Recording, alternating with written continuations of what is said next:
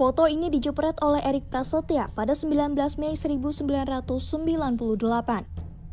Dalam foto itu, terlihat jelas bentangan spanduk bertuliskan "Turunkan Soeharto" yang dibawa oleh mahasiswa. 9 hari sebelumnya, 3 Mei 1998, Erik juga mengambil foto yang cukup powerful. Seorang mahasiswa tengah berhadapan dengan aparat polisi. Jarak antara keduanya hanya dipisahkan oleh bendera merah putih. Pada 12 Mei 1998, Erik kembali mengambil foto yang kuat secara visual. Mahasiswa tewas setelah peluru dari tentara menembus tubuhnya. Keempat mahasiswa berasal dari Universitas Trisakti. Foto Erik memperlihatkan salah seorang ibu korban, Hafidin Royan, tak kuasa menahan jerit tangis di depan jenazah anaknya. Tepat sehari setelah kematian mahasiswa Trisakti, kerusuhan pecah di Jakarta dan kota-kota lainnya. Toko dijarah, mal dibakar. Sentimen ke orang-orang Tionghoa meluas. Ratusan orang tewas, ada yang diperkosa. Kerugian material capai triliun rupiah. Selama 3 hari, ibu kota tak ubahnya medan perang. Ya, Mei 1998 akan senantiasa diingat sebagai peristiwa sejarah yang mengantarkan republik ini pada babak baru setelah 32 tahun berada dalam cengkeraman. 1997, Soeharto dan Golkar kembali menang pemilihan umum. Akan tetapi, di tengah kemenangan yang mungkin ia rayakan, sebetulnya Soeharto hanya menunggu waktu kejatuhan. Pasalnya, kekuatan Orde Baru mulai digoyang cukup intens oleh oposan politik lainnya, dari parpol, ormas, ulama, hingga aktivis maupun intelektual. Kendati belum sampai pada taraf revolusi yang mendongkel singgasana Soeharto, kelompok oposisi kala itu setidaknya menggaungkan kritik tajam perihal kekuasaan absolut, pembungkaman aspirasi, hingga kecurangan pemilu. Sebagaimana watak rezim Orde Baru, suara kritis seketika ditutup rapat. Dan kehidupan setelahnya seolah berjalan baik-baik saja. Namun, ternyata tidak baik-baik saja. Pertengahan 1997, sebulan setelah pemilu, Thailand dihajar krisis ekonomi yang menyebabkan mata uang baht anjlok nilainya. Krisis ini merembet pula sampai Indonesia yang berdampak pada turunnya harga rupiah. Pada Desember 1997, mengutip data Bank Dunia, nilai rupiah terhadap dolar AS merosot sampai 106,9%. Kondisi itu lantas membuat para investor menarik dananya dari Indonesia, yang semakin membuat krisis kian sulit dikendalikan. Keadaan bertambah runyam kala berbagai kebijakan fiskal dan moneter yang diambil tak cukup efektif dalam menangani krisis. Belum lagi, di saat bersamaan cadangan devisa terus menipis. Di titik ini, Soeharto seperti kehabisan akal dan pada akhirnya meminta bantuan IMF untuk menyelamatkan Indonesia dari krisis. IMF bersedia membantu, tapi dengan beberapa syarat. Salah satunya penutupan 16 bank yang likuiditasnya tidak sehat. Pemerintah mengiyakan dan sayangnya penutupan tersebut justru mendorong penarikan besar-besaran dana milik nasabah. Pada Januari 1998, nilai rupiah terhadap dolar AS bahkan tembus hingga Rp17.000. 5 bulan ke depan, krisis ekonomi dibarengi dengan krisis politik yang mengacaukan pemerintahan Orde Baru.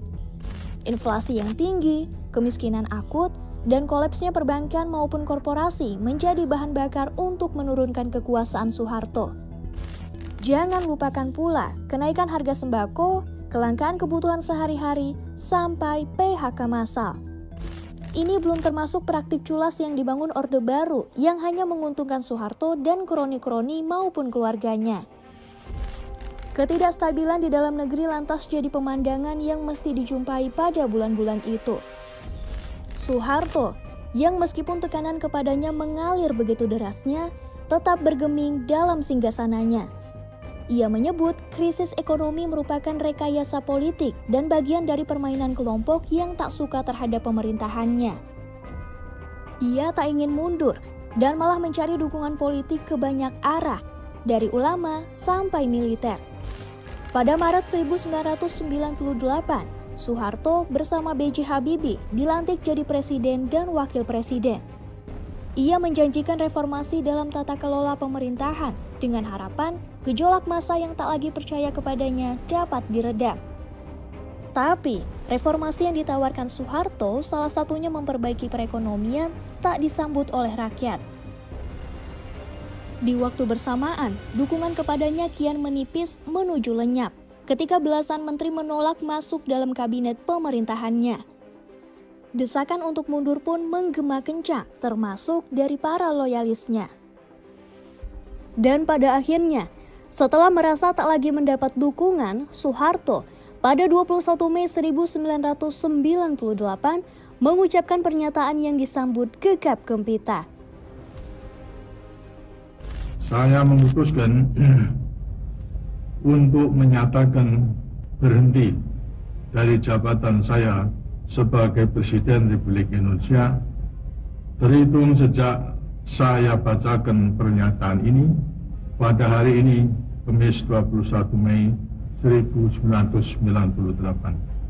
Ya, setelah 32 tahun berkuasa, Orde Baru tumbang dalam rentang 5 bulan penuh huru-hara selama 1998. Soeharto turun dan B.J. Habibie, wakilnya, naik menggantikannya. Reformasi lalu menjadi penanda bergantinya Indonesia ke arah yang lebih demokratis.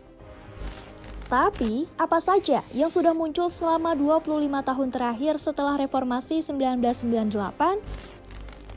Harapan untuk menyambut Indonesia yang baru ternyata tidak semudah membalik telapak tangan. Tim Lindsay, akademisi dari University of Melbourne, dalam tulisannya menyebut bahwa reformasi adalah sejarah. Setelahnya, Indonesia dihadapkan pada banyak ketidakpastian yang melahirkan kecemasan dan kebingungan karena satu dan lain soal. Ada sistem politik yang rentan, institusi korup, jejak oligark yang termanifestasi lewat penguasaan sumber daya alam, hingga represi terhadap sipil. Hal di atas sejalan dengan temuan beberapa lembaga terkait situasi di Indonesia.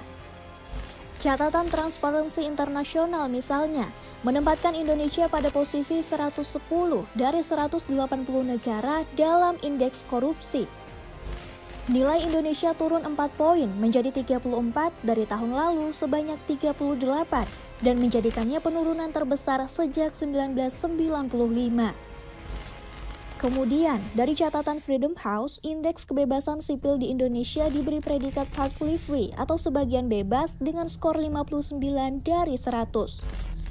Penilaian tersebut menyoroti betapa perkara-perkara seperti diskriminasi terhadap kelompok minoritas, pendekatan militeristis ke Papua, sampai regulasi yang mengekang, misalnya pasal penodaan agama, adalah batu ganjalan yang dihadapi Indonesia pasca 1998. 25 tahun berlalu sejak reformasi 1998. Soeharto digulingkan dengan harapan belenggu kediktatoran dapat dilenyapkan. Tapi, 25 tahun sejak reformasi 1998, langkah untuk mewujudkan harapan yang ideal itu ternyata masih tertatih-tatih.